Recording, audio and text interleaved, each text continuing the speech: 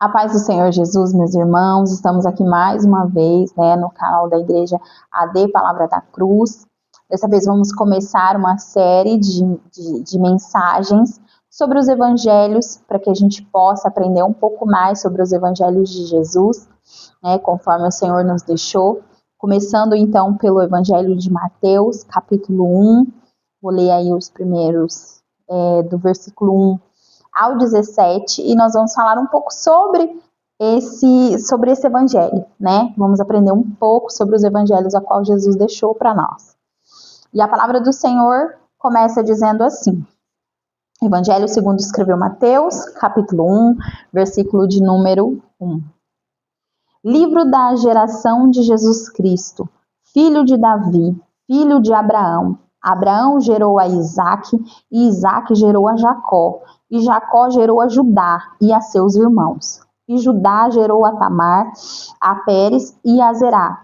E Pérez gerou a Esrom, e Esrom gerou a Arão, e Arão gerou a Aminadab, e Aminadab gerou a Nasson, e a Nasson gerou a Salmão. Salmão gerou a Raabe e Boaz gerou de Rute a Obed, e Obed gerou a Jessé. Jessé gerou ao rei Davi, e ao rei Davi gerou Salomão, de qual foi mulher de Urias. Salomão gerou a Roboão, e Roboão gerou a Abias, e Abias gerou a Assar, e Assar gerou a Josafá, e a Josafá gerou a Jorão, e a Jorão gerou a Uzias, e Uzias gerou a Jotão. E Jotão gerou a Acás, e Acás gerou a Ezequias, e Ezequias gerou a Manassés, e Manassés gerou a Amon, e Amon gerou a Josias, e Josias gerou a Jeconias e seus irmãos na deportação para a Babilônia. E depois da deportação para a Babilônia, Jeconias gerou a Salatiel, e Salatiel gerou a Zorobabel, e Zorobabel gerou a Abiúde, e Abiúde gerou a Eliaquim, e Eliaquim gerou a Azor, e a Azor gerou a Sadoc, e Sadoc gerou a Aquim, e Aquim gerou a Eliúde, e Eliúde gerou a Eleazar, e Eleazar gerou a Matã, e Matã gerou a Jacó, e Jacó gerou a José, marido de Maria, da qual nasceu Jesus, que se chama o Cristo. De sorte que todas as gerações, desde Abraão até Davi, são 14 gerações. E desde Davi até a deportação para a Babilônia, 14 gerações. E desde a deportação para a Babilônia até Cristo, 14 gerações. Mateus, ele inicia, o evangelho que ele escreveu. A Bíblia, ela vai nos mostrar que esse evangelho foi escrito direcionado aos judeus. Então, Mateus, ele começa falando sobre a descendência de Jesus, para que os judeus entendessem quem era Jesus, que Jesus, ele não era um homem aleatório, que Jesus, ele era sim a promessa que já vinha o cumprimento da promessa que havia no Antigo Testamento, Quando no Antigo Testamento a Bíblia fala que haveria um rei, na descendência de Abraão, que Deus daria também a Davi toda uma nação, quando Deus, ele promete lá no Antigo Testamento, nós vemos Mateus iniciando essa genealogia já nessa mensagem que ele direciona ao povo judeu, para dizer que Jesus, ele não é um homem qualquer, ele é o cumprimento, ele é o Messias que foi prometido no Antigo Testamento. Então ele traz para o povo a revelação de que Jesus, ele não é um qualquer, que Jesus, ele não é um homem que apareceu se dizendo o Messias. Jesus, ele é o cumprimento da promessa, e ele mostra isso. Mateus, ele traz esse ensinamento através da vida de José, que foi o marido de Maria, e ele coloca essa referência de José como marido de Maria, para dizer assim, olha, de ambas as partes veio essa descendência, Não só para não anular o José da vida de Jesus, mas ele coloca Jesus como marido de Maria, porque se ele coloca Jesus como pai, se ele coloca José como pai de Jesus, ele anularia Deus como pai de Jesus, mas ele, na sua sabedoria, ele coloca José ali também, para que fique claro que Jesus, ele tem a descendência legítima, né, de filho de Davi. Ele já começa dizendo assim, olha, do livro da geração de Jesus Cristo, filho de Davi, para que se cumprisse também aquilo que foi dito no Antigo Testamento. E filho de Abraão. E ele vai mostrando, e ele divide a descendência de Jesus em 3 partes, colocando aí 14 gerações entre essas 3 partes, né? Entre grandes homens e alguns processos a qual o povo de Israel passou. Então ele divide essas gerações, né? Em 14 gerações entre esses 3 períodos. É claro que existiram mais gerações, né, nesses períodos. Mas o que ele enfatiza é que existe uma linhagem direta de Jesus, né, com Davi e com Abraão. E o que é interessante também de se observar nesse início desse evangelho é que Mateus ele enfatiza, ele coloca aqui não só o nome de grandes homens de Deus, a qual Deus chamou para que se cumprisse o seu propósito e o seu chamado, mas ele também coloca nessa palavra, ele também coloca nessa genealogia a vida de mulheres, a vida de algumas mulheres. E dessas mulheres, nós temos 2 mulheres que tem aí a sua história um pouco duvidosa, né? Ele coloca o nome de mulheres que têm a sua reputação duvidosa, né? Quando nós vamos falar sobre a nossa família, quando nós vamos dar referência da nossa vida, nós procuramos dar as melhores referências, deixando de lado aquilo que não foi muito legal na nossa vida, no nosso passado. Mas o que Mateus está dizendo aqui? Olha, teve mulheres, né? Existiram pessoas, porque não foi só as mulheres que ele relatou aqui, mas também homens. Ele também coloca homens aqui ímpios, como Manassés e Abias. Ele também coloca aqui, né? Também relata cidadãos comuns como Esrom, Ram, Naasson e Aquim. Eram homens comuns, não eram profetas, não eram pastores, não eram grandes homens chamados, não tiveram nenhum cargo, foram homens comuns. E Mateus ele coloca essas pessoas na genealogia de Jesus aqui para apresentar essas pessoas que Deus usa também pessoas comuns para que se cumpra aquilo que ele tem para fazer, né? Deus ele não trabalha só na vida de grandes pastores, de grandes profetas, de grandes homens de Deus. Ele também cumpre propósito através de homens comuns.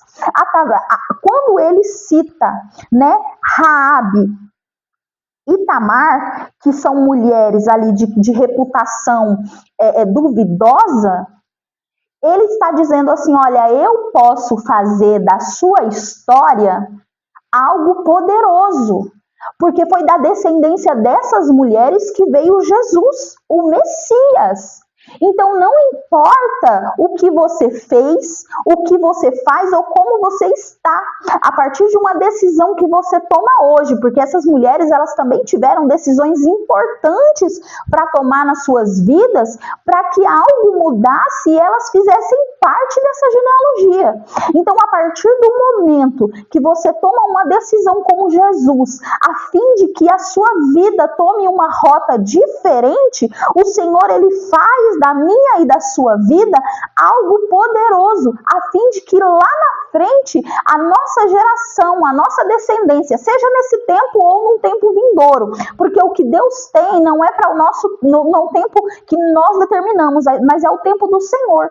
Então ele coloca aqui nos dando o exemplo de que não importa o que nós fizemos, não importa a vida que nós levamos hoje, a partir do momento que nós tomamos a decisão de transição na nossa vida, que nós tomamos a decisão de caminhar com Jesus, de alinhar a nossa vida com a vida do Senhor, a partir do momento que nós decidimos transicionar a nossa vida e nos alinhar com os sonhos do Senhor, Deus ele muda completamente a nossa história. Essas mulheres, elas poderiam ter sido mortas, elas poderiam ter sido apagadas da Bíblia, da palavra de Deus, da história. Mas Mateus, ele relata aqui com ordem do Senhor, a fim de que nós entendamos que a partir do momento que nós tomamos a decisão de caminhar com Deus, de transicionar na nossa vida, de um passado duvidoso para um passado determinado, para um futuro determinado pelo Senhor Deus, a nossa vida transiciona, o nosso caminho muda e nós passamos a fazer parte da história que Deus está construindo para esta terra, que Deus está construindo para essa nação. E assim Deus dá exemplo usando a vida dessas mulheres de passado duvidoso para nos mostrar que se tomarmos a decisão hoje, se mudarmos hoje, o Senhor ele pode fazer do nosso futuro algo histórico. Ele pode cumprir na nossa vida tudo aquilo que ele já vem prometendo, né? Então, é muito interessante nós olharmos, porque às vezes a gente olha para a genealogia e a gente acha algo cansativo, mas olha o que Deus nos revela hoje. Olha o que o Senhor está nos revelando hoje, né? Que ele pode usar a mim e a você a partir de uma decisão que nós venhamos tomar, de cumprir aquilo que ele nos chamou para fazer. E aí nós começamos a fazer parte da história de Israel, nós começamos a fazer parte da história de Jesus, nós começamos a fazer parte da história que o Senhor quer construir para nós, né? Para mim, para a sua vida, para o povo dele, para o povo que ele chamou, que ele escolheu. Então, que nós possamos decidir hoje fazer parte dessa história. Que eu e você não venhamos nos sentir como pessoas comuns, porque aquele que é escolhido por Jesus, ele não é comum. E eu quero dizer a você, eu e você somos escolhidos pelo Senhor para fazer aquilo que ele deseja no coração dele. Ele tem grandes coisas para realizar. Olha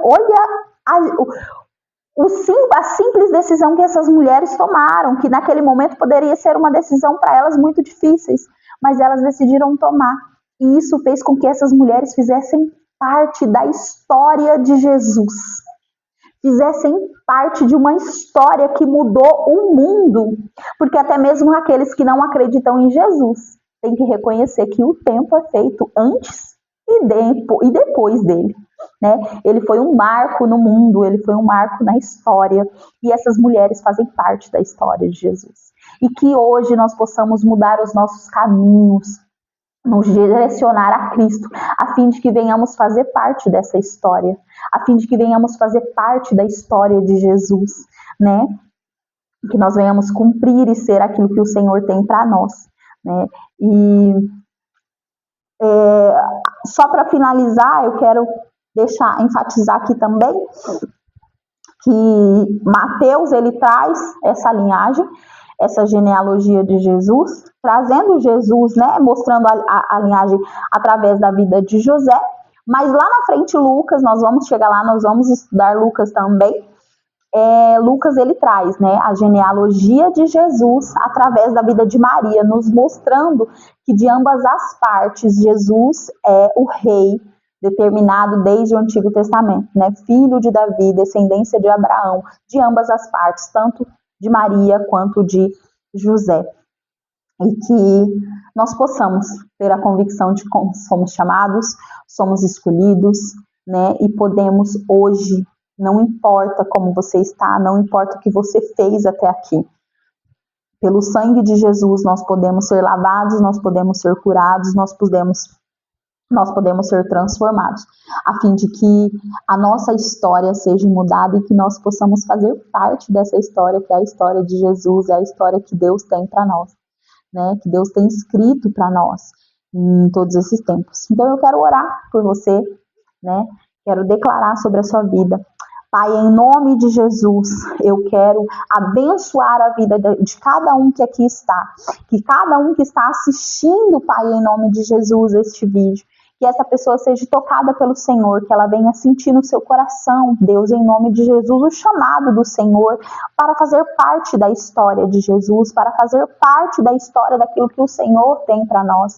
Deus, em nome de Jesus, e que essa pessoa venha ter a convicção de que não importa se ela fez grandes feitos ou não, não importa o que ela fez de bom ou de ruim, o Senhor chama cada um de nós para sermos lavados e remidos pelo sangue do Cordeiro, a fim de que as nossas vestes sejam limpas, para que nós façamos parte do Senhor, para que o nosso nome esteja escrito no livro da vida, e que nós venhamos mudar não somente as nossas vidas, mas as gerações que o Senhor determinou que vêm depois de nós.